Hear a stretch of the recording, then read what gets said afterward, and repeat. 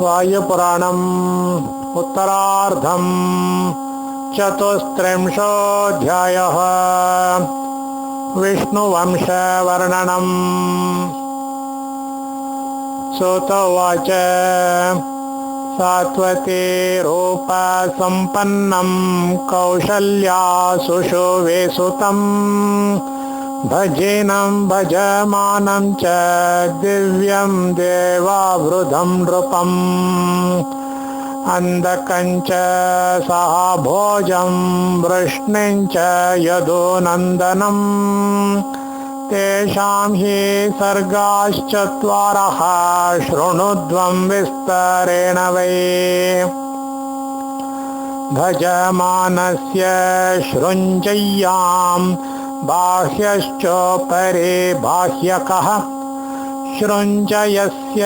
सुते द्वेतो बाह्यकस्ते उदावहत्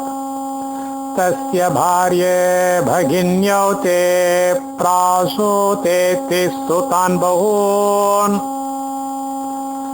निमिश्च पणवश्चैव वृष्णिपरपुरञ्जयः ये बाह्यकार्य शृञ्जय्यां भजमानात् विजज्ञिरे अयुतायुत सहस्रशतजेदथ वामकः बाह्यकार्या भगिन्यां ये भजमानात् विजज्ञिरे बाह्यकार्या भगिन्यां ये भजमानात् द्विजज्ञिरे तेषां देवावृधो राजा चचार परमं तपः पुत्र सर्वगुणोपेतो मम भूयादिति स्मः संयोज्यात्मानमेवं स्वर्णासा जलमस्पृशत् सा चोपस्पर्शनात्तस्य चकार ऋषिमापगा कल्याणञ्च नरपतेस्तस्य सा निम्नगोत्तमा चिन्तयाभिपरीताङ्गा जगामात विनिश्चयम् नाधिगच्छामि तां नारीं यस्यामेवं विदस्सुतः भवेत् सर्वगुणोपेतो राज्ञो देवावृधस्य हि तस्मादस्य स्वयं चाहं भवां यद्यः सह व्रता जज्ञे तस्य स्वयं हस्तो भावस्तस्य यथेरितः अथ भूत्वा कुमारी तो सावित्री परमं वचः चिन्तयामास राजानं तामियेष स पार्थिवः तस्यामाधत्त गर्भं स तेजस्विनमुदारधीः अथ स नवमे मासे सुषुवे सरिताम्बराम् पुत्रं सर्वगुणोपेतं यथा देवा वृधेप्सितः तत्र वंशे पुराणज्ञा गाथां गायन्ति वै द्विजाः गुणान् देवावृधस्यापि कीर्तयन्तो महात्मनः यतैव शृणोते दूरात् सम्पश्यते ततान्तिकात् बभ्रुश्रेष्ठो मनुष्याणां देवैर्देवावृधः समः पुरुषा पञ्चषष्टिश्च सहस्राणि च सप्ततिः ये मृतत्वमनुप्राप्ता बभ्रुर्देवावृधादपि यज्वादानपतिर्वीरो ब्रह्मण्य सत्यवाग्बुधः कीर्तिमांश महाभागः सात्वतानां महारथः तस्यान्ववाये सुमहाभोजये मार्तिकावलाः गान्धारी चैव माद्री च वृष्णिर्भार्ये बभूवतुः गान्धारी जनयामास सुमित्रं मित्रनन्दनं माद्रे युधाजितं पुत्रं सातु वै देवमीढुषम् अनमित्रं सुतं चैव ताबुभौ पुरुषोत्तमो अनमित्रसुतो निघ्नो निघ्नस्य द्वौ बभूवतुः प्रसेनश्च महाभागः शक्रजिच्च सुतवुभौ तस्य शक्रजितः पूर्वः सखा प्राणः समोऽभवत् स कदाचिन्निशापाये रथेन रतीनाम्बरः तोयकुलादपस्पृष्टुम् उपस्थातुं ययोरविम् तोयकुलादपस्पृष्टुम् उपस्थातुं ययोरविम् तस्योपतिष्ठतः सूर्यो विवस्वानग्रतस्थितः अस्पष्टमूर्तेर्भगवान् तेजो मण्डलवान् विभुः अथ राजा विवस्वन्तम् उवाच स्थितमग्रतः यतैव व्योम्नि पश्यामि त्वामहं ज्योतिषां पते तेजोमण्डलिनं चैव तथैवाप्यग्रतस्थितम् तेजोमण्डलिनं चैव तथैवाप्यग्रतस्थितम् को विशेषो विवस्वंस्ते साक्षात् उपगतेन वै एतच्छ्रुत्वा स भगवान् मणिरत्नं स्यमन्तकम् स्वकण्ठादवमुच्याथ बबन्ध नृपतिस्तदा स्वकण्ठादवमुच्याथ बबन्ध नृपतिस्तदा ततो विग्रहवन्तं तं ददर्श नृपतिस्तदा प्रतिमामथ तां दृष्ट्वा मुहूर्तं कृतवांस्तथा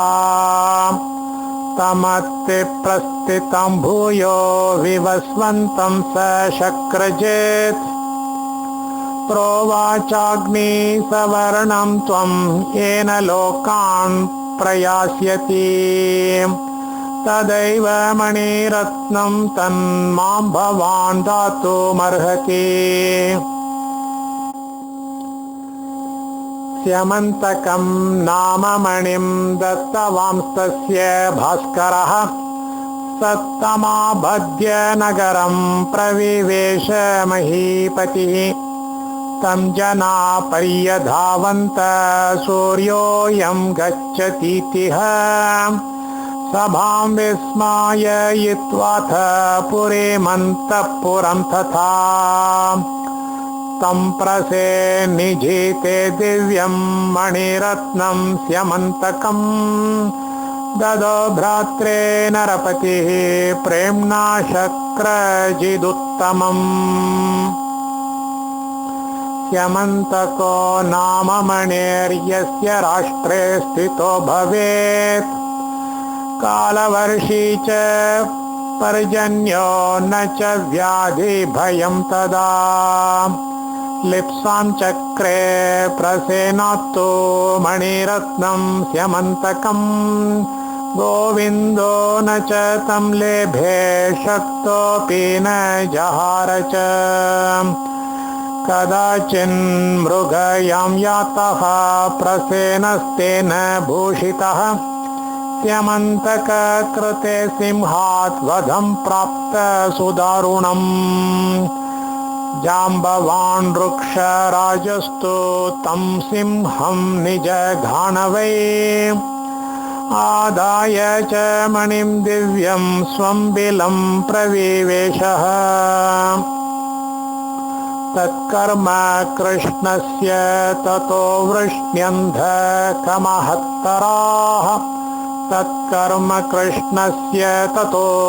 वृष्ण्यन्धकमहत्तराः मनो गृध्नुन्तो मन्वाणास्तमेव विशशङ्किरे मिथ्याभीषस्तिं तेभ्यस्तां बलवानरिसूदनः अमृष्यमाणो भगवान् वनं स विचचारः सत्तु प्रसेन मृगयाम् अचरत् तत्र चाप्यथ प्रसेनस्य पदं गृह्य पुरुषैराप्तकारिभिः वृक्षवन्तं गिरिवरं विन्ध्यं च नगमुत्तमम् अन्वेषण परिश्रान्तः सद्ददर्श महामनाः साश्वं हतं प्रसेनं तं नाविन्दत् तत्र वैमणिम् अत सिंह प्रसेनस्य शरीरस्याविदूरतः वृक्षेण निहतो दृष्टः पादैर्वृक्षस्य सूचितां पदैरन्वेषयामास गुहां वृक्षस्य यादवः महत्यते बिले वाणीं शुश्राव प्रमदिरितां दात्र्या कुमारमादाय सुतं जाम्बवतो द्विजाः प्रीतिमत्यात्मनिना मारोधीरित्योदीरिताम् दात्री उवाच प्रसेनमवधीत् सिंहः सिंहो जाम्बवता हतः सुकुमारकमारोधेस्तव हेशस्यमन्तकः व्यक्तीकृतं च शब्दं तं तोरणं सोऽपि ययो बिलम् अपश्यच्च विलाभ्याशे प्रसेनमवदारितम् प्रविश्य चापि भगवान् तद्रुक्षभिलमञ्जसा ददर्श रुक्षराजानं जाम्बवन्तमुदारधीः यो यो देवासुदेवस्तु बिले जाम्बवता सह बाहुभ्यामेव गोविन्दो दिवसानेकविंशतिम् प्रविष्टे च बिलं कृष्णे वासुदेव पुरःसराः पुनर्द्वारवतीमेत्य हतं कृष्णं न्यवेदयन् वासुदेवस्तो निर्जित्य जाम्बवन्तं महाबलम् लेभे जाम्बवतीं कन्यां वृक्षराजस्य सम्मताम् भगवत्तेजसा ग्रस्तो जाम्बवान् प्रसभं मणिं सुतां जाम्बवतीमाशु विश्वक्सेनाय दत्तवान् मणिं स्यमन्तकं चैव जग्राहात्मविशुद्धये अनोनीय रुक्षराजं निर्ययौ च तदाबिलात् एवं स मणिमादाय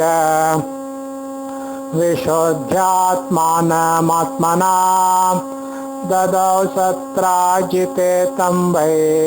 मणिं सात्वत सन्निधौ कन्यां पुनर्जाम्बवतीम् उवाच मधुसूदनः तस्मान्मिथ्याभिशापात् स व्यमुच्यत जनार्दनः इमां मिथ्याभिषस्तिं यः कृष्णस्येह व्यपोहिताम् वेदमित्याभिशस्ते स नाभिशस्यते कर्हि चेत् दशस्वस्रुभ्यो भार्याभ्यः शत्रजित्त शतं सुताः ख्यातिमन्तस्त्रयस्तेषां भङ्गकारस्तु पूर्वजः वीरो व्रतपतिश्चैव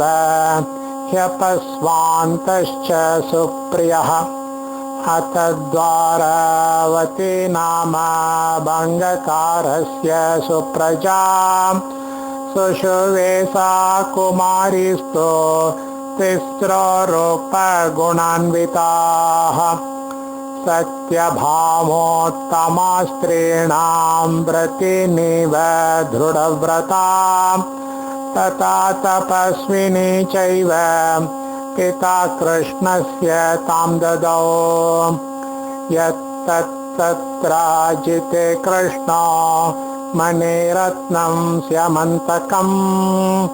प्रादत्तदाहरद्रत्नं भोजेन शतधन्वना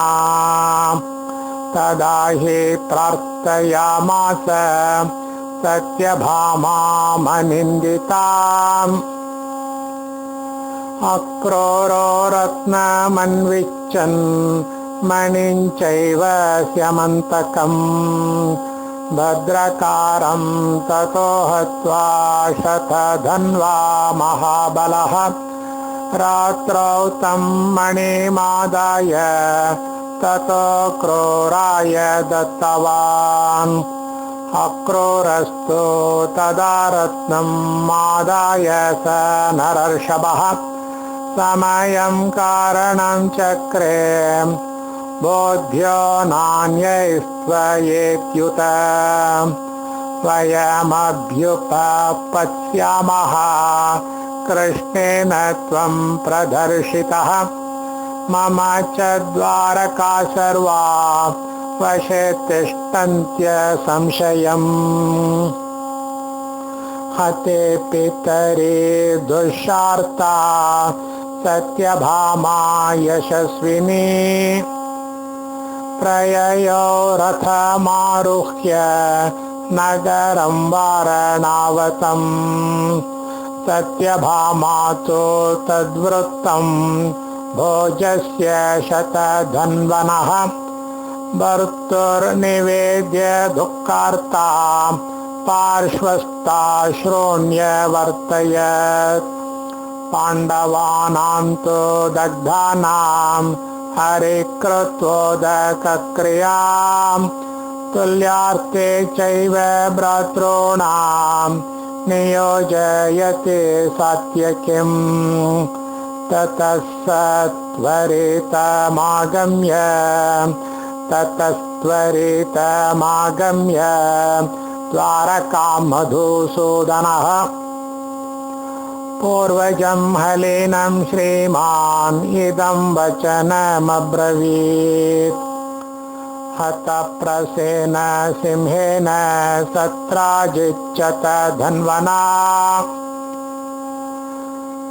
स्यमन्तकमहं मार्गे तस्य प्रहर हे प्रभो तदारोह रथं शीघ्रं भोजं हत्वा महाबलम् स्यमन्तको महाबाहो तदास्माकं भविष्यति ततः प्रवृत्ते युद्धे तु मूले भोज कृष्णयोः शतधन्वान् चाक्रूरमवैक्षत् सर्वतो दिशि अनष्टाश्वावरोहन्तु कृत्वा भोज जनार्दनो शक्तोऽपि सद्यात् वार्धक्यान् न क्रूरोऽभ्युपपद्यत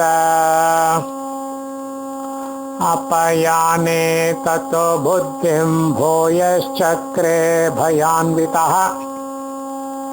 योजनानां शतं साग्रं यया च प्रत्यपद्यत विज्ञात हृदय नाम शतयोजनगामिनी पूज्यस्य भडवादित्यो यया कृष्णमयोधयत्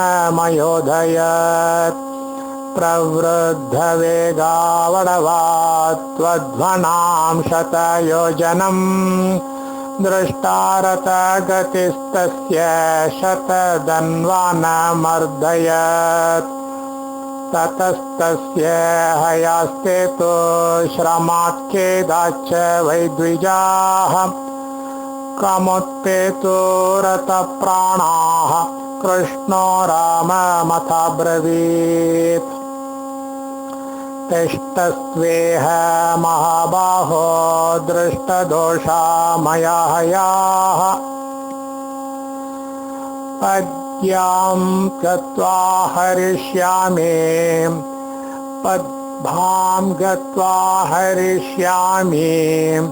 मणिरत्नं स्यमन्तकम् पद्भ्यामेव ततो गत्वा शतधन्वानमच्युतः मिथिलाधिपतिं तं वै जघान परमस्त्रवेत् स्यमन्तकं न चापश्य दत्त्वा भोजं महाबलं निवृत्तं चाब्रवीत् कृष्णं रत्नं देहीति लाङ्गली नास्तीति कृष्णश्चोवाच ततो रामो रुषान्वितः दिक्शब्दमसकृत्पूर्वं प्रत्युवाच जनार्दनम् भ्रातृत्वान्मर्शयाम्येष स्वस्तितेस्तु व्रजाम्यहम् कृत्यं न मे द्रारकया न त्वया न च वृष्णिभिः प्रविवेश ततो रामो मिथिलामरिमर्दनः सर्वकामैरुपहृतैर्मैथिलेनैव पूजितः एतस्मिन्नेव काले तु बभ्रुर्मतिमत्तम्बरः नानारूपान् क्रतून् सर्वान् आजहार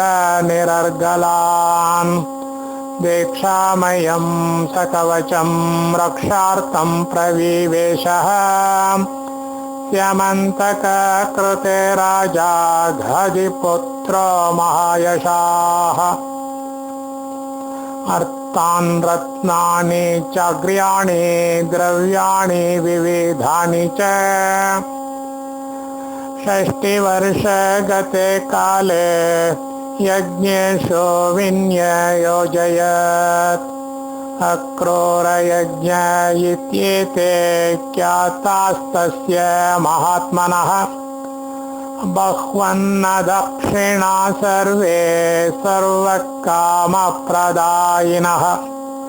अत दुर्योधनो राजा गत्वाथ मिथिलां प्रभुः गदाशिक्षां ततो दिव्यां बलभद्रादवाप्तवान् प्रसाद्य तु ततो विप्रा वृष्ण्यन्धकमहारथैः आनीतो द्वारकामेव कृष्णेन च महात्मना अक्रूरमन्धकै सार्धम् उपायात् पुरुषर्षभः युद्धे हत्वा तु शत्रुघ्नं सह बन्धुमताबली श्वफल्कतनयायान्तो नरायां नरसत्तमो भङ्गकारस्य तनयो विश्रुतौ सुमहाबलौ यज्ञातेऽन्धकमुख्यस्य शत्रुघ्नो बन्धुमांश्चतो वधार्थं भङ्गकारस्य कृष्णो न प्रीतिमान् भवेत् ज्ञातिभेद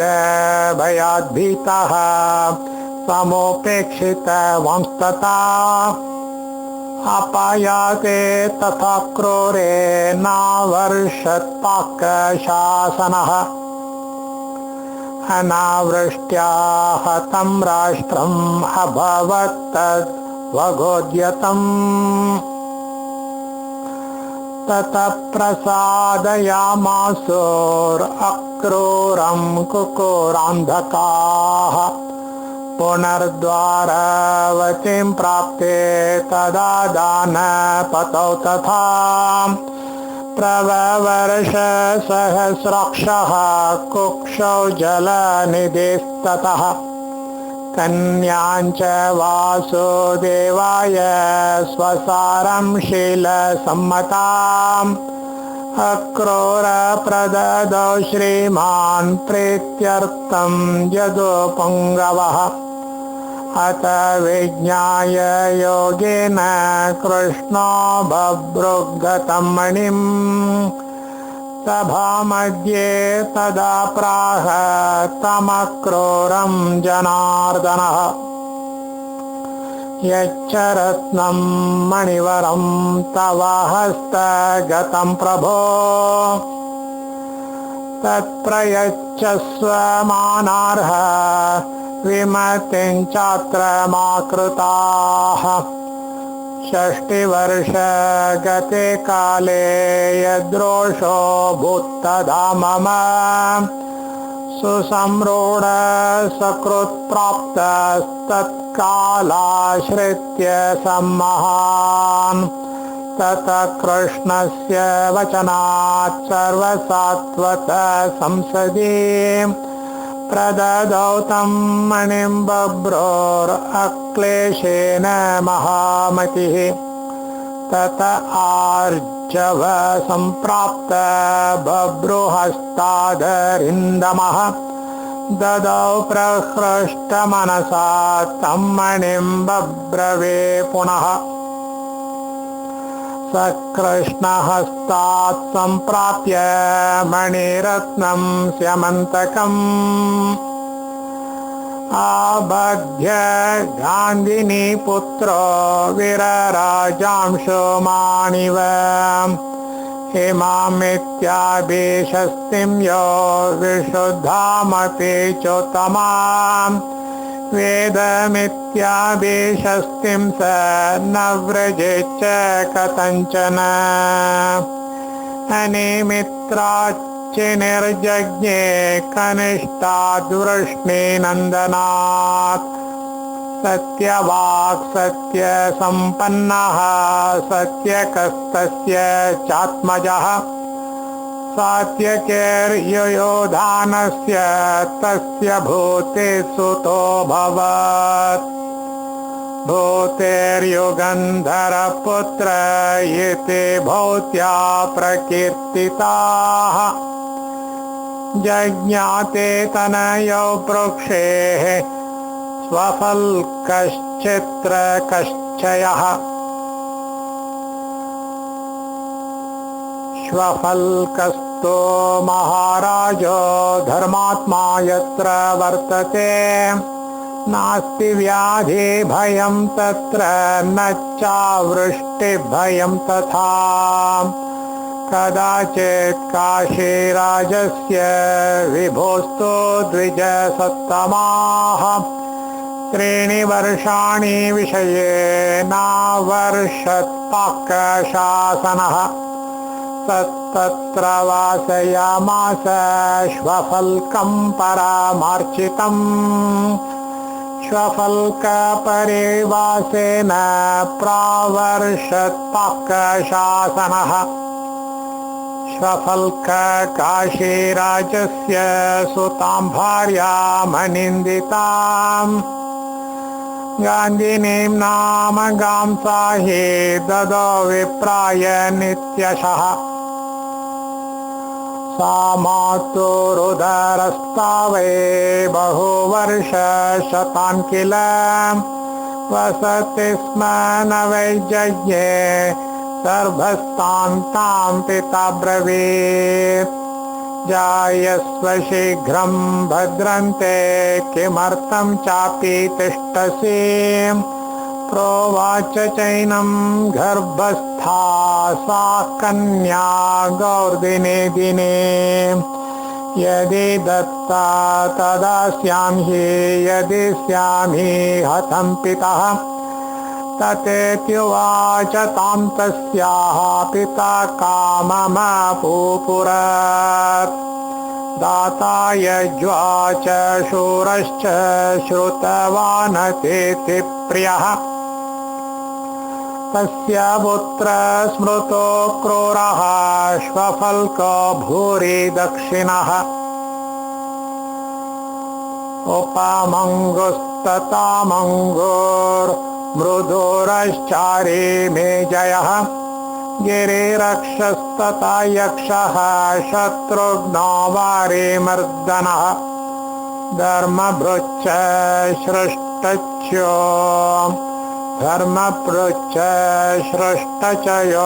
वर्गमोचस्तथा परः आवाह प्रतिवाहो च वसुदेवावराङ्गनाम् अक्रूरादुग्रसैन्यान्तो सुतौ द्वौ कुलनन्दिनो देवश्चानुपदेवश्च जज्ञाते देवसंमितौ चित्रकस्या भवन् पुत्राः पृथुर्विपृथुरेव च अश्वग्रीवोऽश्वबाहुश्च सुपार्श्वखगवेषणौ अरिष्टनेमिरश्वश्च सुवर्मा चर्मभृत् अभूमिर्बहुभूमिश्च श्रविष्टा श्रवणे स्त्रियो सत्यकात्काशी दुहिता लेभे सा चतुरसुतान् ककुदं भजमानं च शमीकबलबर्हिषो ककुदस्य सुतो वृष्टिर्वृष्टिस्तु तनयो भवत् कपोतरो तस्याथ रेवतो भवदात्मजः तस्यासि तुम्बुरो सखा विद्वान् पुत्रो भवत् किल ख्यायते यस्य नाम्ना स चन्दनोदकदुन्दुभिः तस्माच्चाभिजितपुत्र उत्पन्नस्तो पुनर्वसुः अश्वमेधन्तो पुत्रार्थे आजहार नरोत्तमः तस्य मध्ये तिरात्रस्य सदोमद्यात्समुत्थितं ततस्तु विद्वान् धर्मज्ञो दाता यज्वा पुनर्वसुः तस्यापि पुत्र मिथुनं बाहुबाणाजितः किल आहुकश्चाहुकी चैव ख्यातौ मते मताम्बरौ इमांश्चोदाहरन्त्यत्र श्लोकान् प्रतीतमाहुकम् सोपासङ्गानुकर्षाणां सद्वजानां वरुतिनाम् रथानां मेघघोषाणां सहस्राणि दशैव तु नासत्यवादी त्वासितो नायज्वा नासहस्रदः नाशुचिर्नाप्यधर्मात्मा न विद्वान्न कृशो भवत् आहुकस्य धृतिपुत्र इत्येव मनुशुश्रुमः श्वेतेन परिचारेण किशोरप्रतिमान्हयान् अशीतियुक्तनियुतान् याहुकप्रतिमो व्रजत् पूर्वस्यां दिशि नागानां भोजस्य प्रतिरेजिरे रोप्यकाञ्चन कक्षाणां सहस्राण्येकविंशतिः तावन्त्येव सहस्राणि उत्तरस्यान्तता दिशि भूमिपालस्य भोजस्य उत्तिष्ठेत् किङ्किणी किल आहुकश्चाहुकान्धाय स्वसारं त्वाहु किं ददौ आहुकान्धस्य दुहिता द्वौ पुत्रौ सम्बभूवतुः देवकश्चोग्रसेनश्च देवगर्भसमावुभौ देवकस्य सुता वीरा जज्ञिरे त्रिदशोपमाः देवानामपि देवेश्च सुदेवो देवरञ्जिता तेषां स्वसार सप्तासन् वसुदेवाय सन्ददौ वृकदेवोपदेवा च तथान्या देवरक्षिता श्रीदेवा शान्तिदेवा च महादेवा तथा परा सप्तमी देवकी तासां सुनामा चारुदर्शना नवोग्रसेनस्य सुताः कंसस्तेषां तु पूर्वजः न्यग्रोधश्च सुनामा च कद्वशं कुश्च भूमयः सूतनो राष्ट्रपालश्च युद्धतुष्टः सुपुष्टिमान् तेषां स्वसार पञ्चैव कर्मधर्मवति तथा शताङ्क्रो राष्ट्रपाला च कङ्वा चैव वराङ्गना उग्रसेनो महापत्यो विख्यात कुकुरोद्भवः कुकुराणामिमं वंशं धारयन्नमितौजसाम् आत्मनो विपुलं वंशं प्रजावांश भवेन्नरः भजमानस्य पुत्रस्तो रतिमुख्यो विदूरतः राज्यादिदेव शूरश्च विदूरश्च सुतोऽभवत् तस्य शूरस्य तु सुता जज्ञिरे बलवत्तराः वातश्चैव निवातश्च शोणितश्वेतवाहनः शमी च गदवर्मा च निदात शक्रजित् शमीपुत्र प्रतिक्षिप्तः प्रतिक्षिप्तस्य चात्मजः स्वयंभोजात् द्रुधिकसम्बभूवः हृदिकस्य सुतास्त्वासन् दश भीमपराक्रमाः कृतवर्मा कृतस्तेषां शतधन्वातो मध्यमः देवार्हश्च वनार्हश्च विषग्द्वैतरतश्च यः सोदान्तश्च धियान्तश्च नकवान् कनकोद्भवः देवार्हस्य सुतो विद्वान् जज्ञे कम्बलबर्हिषः असमौजा सुतस्तस्य सुमहोजाश्च विश्रुतः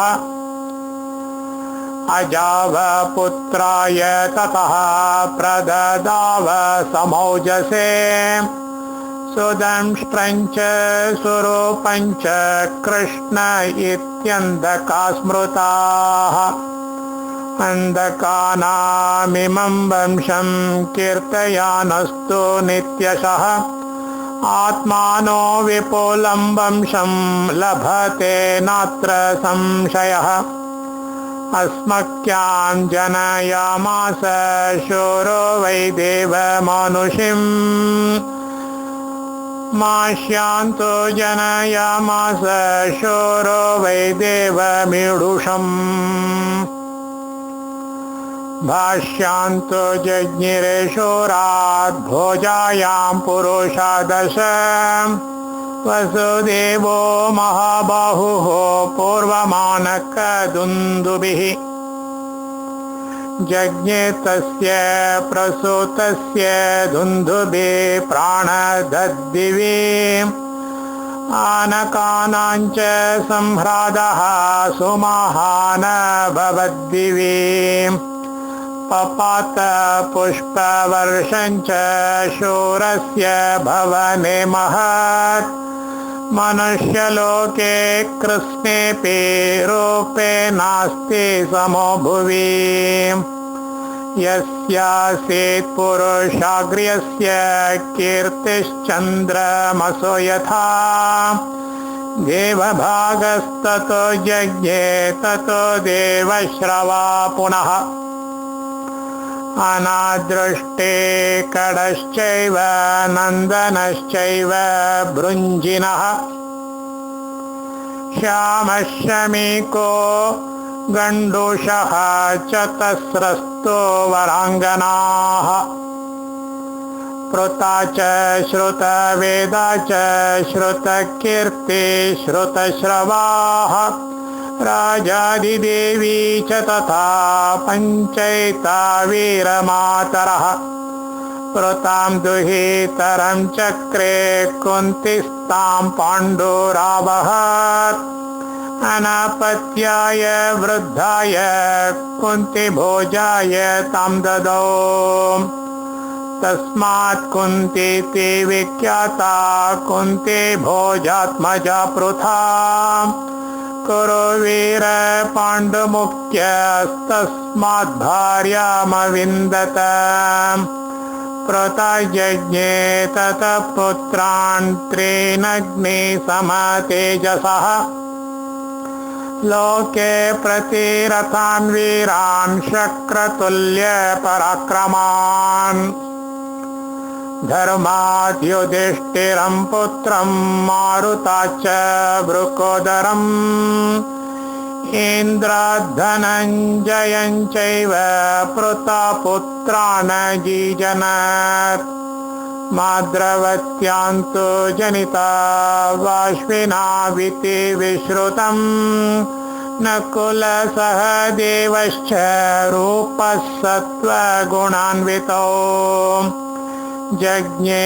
च श्रुतदेवायां तनयो वृद्धशर्मणः करुषाधिपतिर्वीरो दन्तवक्रो महाबलः कैकेय्यां श्रुतकीर्त्यां तु जज्ञे सन्तर्दनः पुनः चेकितान बृहत्क्षत्रो तथैवान्यो महाबलो विन्दानो विन्दावावन्त्यो भ्रातरो सुमहाबलो श्रुतश्रवायां चैद्यस्तु शिशुपालो बभूवः दमघोषस्य राजर्षेः पुत्रो विख्यातपौरुषः यः पुरासीत् दशग्रीवः सम्बभूवारेमर्दनः यदुश्रवाणोजस्तस्य रुजकन्योणुजस्तथा पत्न्यस्तु वसुदेवस्य त्रयोदश वराङ्गनाः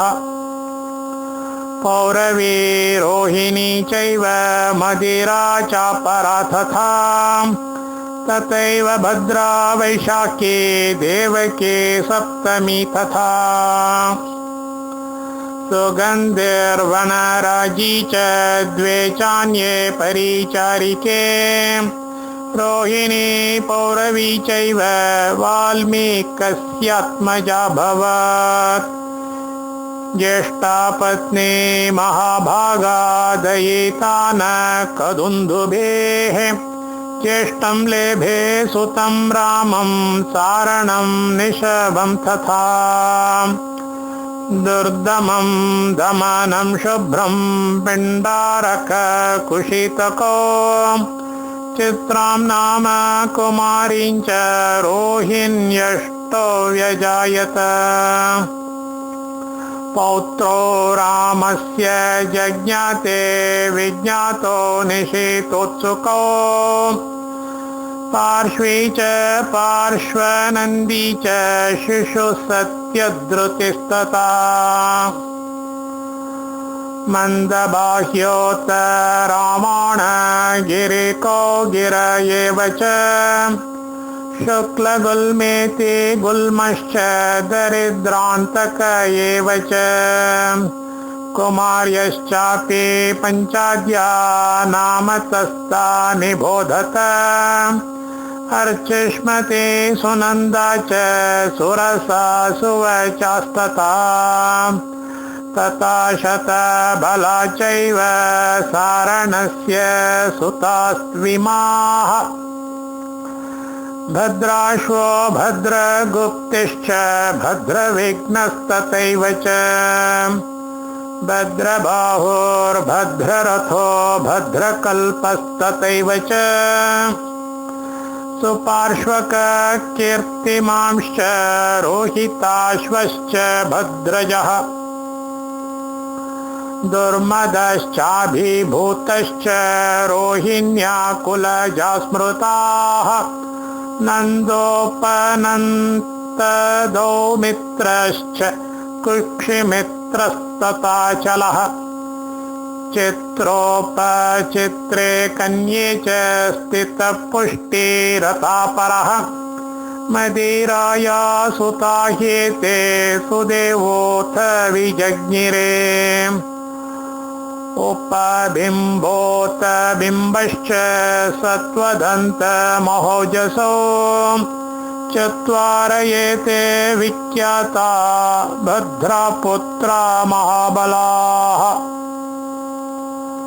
वैशाख्यां समदाच्चौरिः पुत्रं कौशिकमुत्तमम् देवक्यां जज्ञिरे शौरिः सुषेण कीर्तिमानपि। तदयो भद्रसेनश्च यजुदायश्च पञ्चमः षष्ठो भद्रविदेकश्च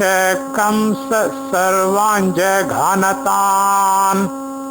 अतस्तस्यामवस्थायाम् आयुष्मान् सम्बभूवः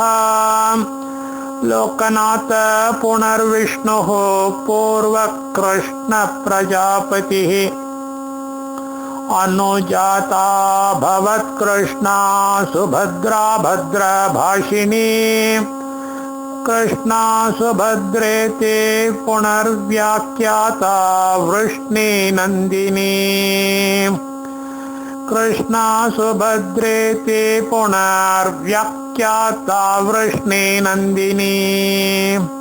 सुभद्रायां रतिपार्तादभिमन्युरजायत वसुदेवस्य भार्यासु महाभागासु सप्तसु। ये पुत्रा जज्ञिरे शूरा नाम तस्तान्निबोधत। अतोऽस्य सह देवायां शूरो जज्ञे भयासकः शार्ङ्गदेवा जनस्तम्भुं शौरे जज्ञे कुलोद्वहम्। उपसङ्गं वसुञ्चापि तनयौ देवरक्षितो एवं दश सुतास्तस्य कंसस्तानप्यघातयत्। विजयं रोजनं चैव वर्धमानं तथैव च। एतान् सर्वान् महाभागान् उपदेवा व्यजायत। स्वगाहवं महात्मानं वृकदेवी त्वजायत। आगाही च स्वसा चैव सुरूपा शिशिरायिणी। सप्तमं देवकी पुत्रं सुनासा सुषुवे भुवम् गवेषणं महाभागं सङ्ग्रामे चित्रयोधिनम् श्राद्धदेवं पुरायेन वने विरचितद्विजाः शैब्यायाम ददच्चौरिः पुत्रं कौशिकमव्ययम् सुगन्धे वनराजी च शौरेरास्तां परिग्रहः पुण्ड्रश्च कपिलश्चैव वसुदेवात्मजौ हितौ तयो राजा भवत्पुण्ड्रः कपिलस्तो वनं ययो तस्यां समभवद्वीरो वसुदेवात्मजो बली राजा नाम निषादोऽसौ प्रथमः धनुर्धरः विख्यातो देवरातस्य महाभागसुतोऽभवत् पण्डितानां मतं प्राहुर्देवश्रवसमुद्भवम् अस्मभ्यां लभते पुत्रम् अनादृष्टिं यशस्विनम् निवर्तशक्रशत्रुघ्नं श्राद्धदेवं महाबलम् अजायत श्राद्धदेवो निषधादिर्यतः श्रुतः एकलव्यो महावीर्यो निषादै परिवर्धितः गण्डूषायानपत्याय कृष्णस्तुष्टो ददत्सुतो चारुदेष्णं च साम्बं च कृतास्त्रो शस्तलक्षणो तन्तिजस्तन्तिमालश्च स्वपुत्रौ कनकस्युतो वस्तावने स्वपुत्राय वसुदेव प्रतापवान् सौतिर्ददौ सुतं वीरं शौरिं कौशिकमेव च तपाश्च क्रोधनुश्चैव विरजा श्याम सृञ्जिमौ अनपत्यो भवत्श्यामः श्यामकस्तु वनं ययो जुगुप्समानो भोजत्वं राजर्षित्वमवाप्नुयात् यय्येदं जन्म कृष्णस्य पठते नियतव्रतः श्रावयेद् ब्राह्मणान् चापि सुमहत्सुखमाप्नुयात् देवदेवो महातेजाः पूर्वं कृष्ण प्रजापतिः विहारार्थं मनुष्येषु जज्ञे नारायण प्रभुः देवक्यां वसुदेवेन तपसा पुष्करे क्षणः चतुर्बाहु स विज्ञेयो दिव्यरूप श्रियान्वितः प्रकाशो भगवान् योगी कृष्णो मानुषमागतः अव्यक्तो व्यक्तलिङ्गस्थ स एव भगवान् प्रभुः नारायणो यतश्चक्रे प्रभावं चाव्ययो हि सः देवो नारायणो भूत्वा हरिरासीत् सनातनः यो सृजच्चादिपुरुषं पुरा चक्रे प्रजापतिम् अदितेरपि पुत्रत्वं मेत्य यादवनन्दनः देवो विष्णोरिति ख्यातः शक्रादवरजो भवत् प्रसादजं यस्य विभोरदित्या पुत्रकारणम् वधार्थं सुरशत्रूणां दैत्यदानवरक्षसाम् ययाति वंशजस्याथ वसुदेवस्य धीमतः कुलं पुण्यं यतः कर्म भेजे नारायण प्रभुः सागरा समकम्पन्त चेलुश्च धरणीधराः जज्वलुश्चाग्निहोत्राणि जायमाने जनार्दने शिवाश्च प्रवुर्वाताः प्रशान्तिमभवद्रजः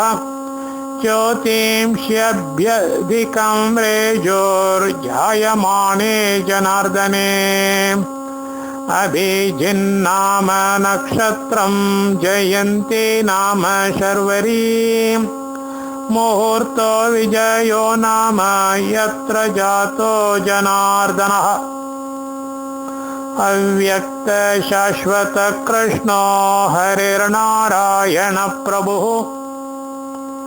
जायते स्मैव भगवान् नयनैर्मोहयन् प्रजाः आकाशात् पुष्पवृष्टिश्च ववर्षत्रिदशेश्वरः गीर्भिर्मङ्गलयुक्ताभिः स्तुवन्तो मधुसूदनम् महर्षय सगन्धर्वा उपतस्तु सहस्रशः वसुदेवस्तु तं रात्रौ जातं पुत्रमधोक्षजम् श्रीवत्सलक्षणं दृष्ट्वा दिवि दिव्यैः सुलक्षणैः उवाच वसुदेवस्वं रूपं संहर वै प्रभो भीतोऽहं कंसतस्तात एतदेव ब्रवीम्यहम् मम पुत्राः हतास्तेन ज्येष्ठास्तेऽद्भुतदर्शनाः वसुदेव वच श्रुत्वा रूपं सहृतवान् प्रभुः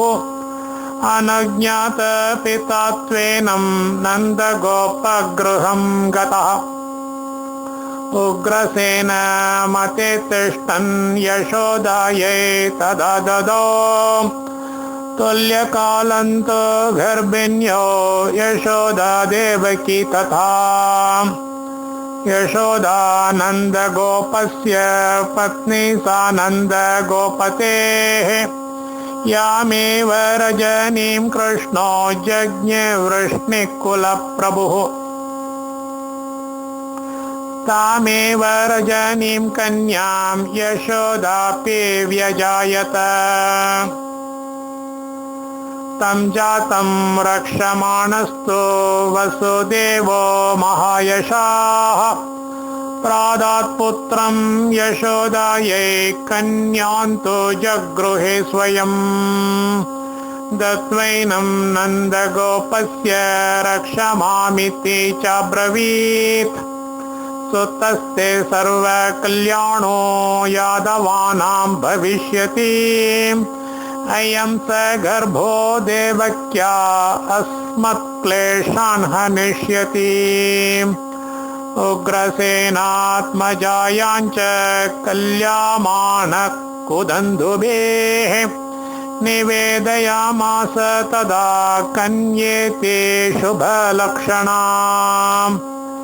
स्वासायं तनयं कंसो जातं नैवावधारयत् अतत्तामपि दुष्टात्मा ह्युत्ससर्ज मुदान्वितः हता वैया यदा कन्या जपत्येष वृतामतिः कन्या सा ववृधे तत्र वृष्णिः सद्मनि पूजिता पुत्रवत् परिपाल्यन्तो देवादेवान् यथा तदा तामेव विधिनोत्पन्नामाहुः कन्यां प्रजापतिम् एकादशा तु यज्ञे वै रक्षार्थं केशवस्य तां वै सर्वे सुमनसः पूजयिष्यन्ति यादवाः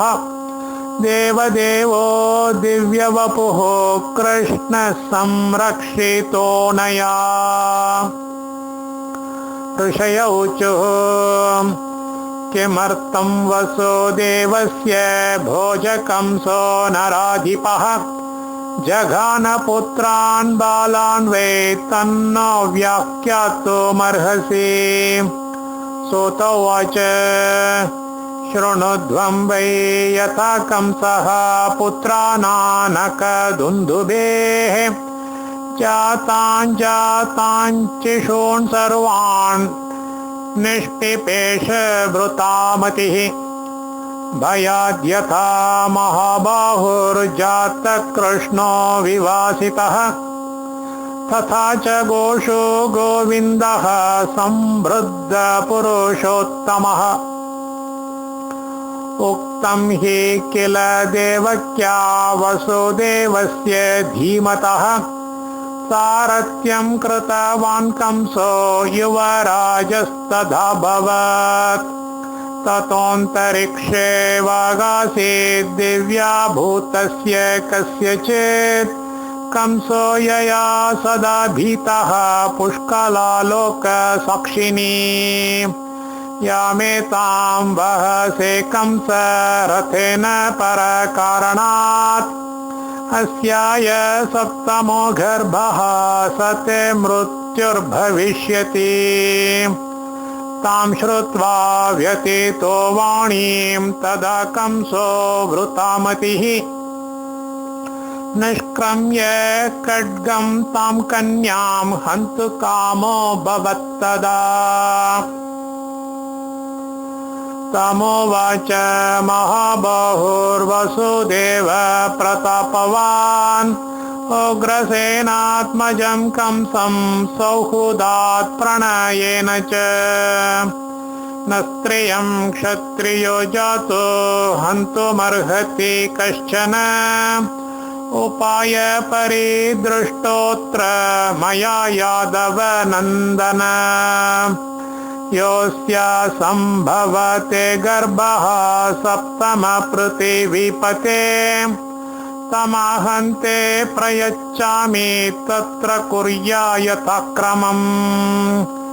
त्वं त्विदानीं यथेष्टत्वं वर्तेथा भूरि दक्षिण सर्वानस्यास्तु वै गर्भान् सत्यं नेष्यामि ते वशम् एवं मिथ्या नरश्रेष्ठ वागेशा न भविष्यति एवमुक्तो नोनीतस्य जग्राह तनयांस्तदा वसुदेवश्च तां भार्याम् अवाप्य मुदितोऽभवत् कंसश्चास्यावधीत् पुत्रान् पापकर्मावृतामतिः ऋषय ऊचुः क एष वसुदेवश्च देवकी च यशस्विनी नन्दगोपस्तु कस्त्वेष यशोदा च महायशाः यो विष्णुं जनयामास या चैनं चाभ्यवर्धयत् सोतोवाच पुरुषा कश्यपस्यासन्नादित्यास्तु स्त्रियस्तथा अतः कामान् महाबाहुर्देवक्या समवर्धयत् अचरत् स महीं देवः प्रविष्टो मानुषीं तनुं मोहयन् सर्वभूतानि योगात्मा योगमायया नष्टे धर्मे तदा जज्ञे विष्णुर्वृष्णिकुले स्वयं कर्तुं धर्म व्यवस्थानम् असुराणां प्रणाशनम् आकृता रुक्मिणी कन्या सत्या नग्नजितस्तदा सात्राजिते सत्यभामा जाम्बवत्यपि रोहिणी शैव्या सुदेवी माद्री च सुशीला नाम चापरा कालिन्दी मित्रविन्दा च लक्ष्मणा जालवासिनी एवमादीनि देवानां सहस्राणि च षोडश चतुर्दश तु ये प्रोक्ता गणाश्चाप्सरसां दिवि विचिन्त्य देवै शक्रेण विशिष्टास्त्विह प्रेषिताः पत्न्यर्थं वासुदेवस्य उत्पन्ना राजवेश्मसु एता पत्न्यो महाभागा विश्वक्सेनस्य विश्रुताः प्रद्युम्नश्चारुदेष्णश्च सुदेष्णशरभस्तथा चारुश्च चारुभद्रश्च भद्रचारुस्तथा परः चारुविन्द्यश्च रुक्मिण्यां कन्याचारुमती तथा सानुर्भानुस्तताक्षश्च रोहितो मन्त्रयस्तथा जरान्धकस्ताम्रवक्षा भौमरिश्च जरन्धमः चतस्रो जज्ञिरे तेषां स्वस्सारो गरुडध्वजात् भानुर्भौमरिका चैव ताम्रपर्णी जरन्धमा सत्यभामा सुतानेतान् झाम्बवत्या प्रजा शृणु भद्रश्च भद्रगुप्तश्च भद्रविन्द्रस्तथैव च सप्तबाहुश्च विख्यातः कन्या भद्रावती तथा सम्बोधनी च विख्याता ज्ञेया जाम्बवती सुताः सङ्ग्रामजिच्च शतजित् तन च सहस्रजित् सङ्ग्रामजिच्च शतजित् तन च सहस्रजित् एते पुत्रा सुदेव्याश्च विश्वक्सेनस्य कीर्तिताः वृको वृकाश्वो वृकजित् वृजिनी च सुराङ्गना मित्रबाहु सुनीतश्च नाग्नजित्या प्रजास्त्विह मित्रबाहु सुनीतश्च नाग्नजित्या प्रजास्त्विह एवमादीनि पुत्राणां सहस्राणि निबोधत प्रयुक्तन्तो समाख्यातं वासुदेवस्य ये सुताः अयुतानि तथाष्टौ च शूरारणविशारदाः जनार्दनस्य वंशो वः कीर्तितोऽयं यथा तथम् बृहते नर्तकोण्ये सुनये सङ्गता तथा कन्या सा बृहदुच्चस्य शौणेयस्य महात्मनः तस्य पुत्रास्तु विख्यातास्त्रयः समिते शोभनाः अङ्गदकुमुदश्वेतः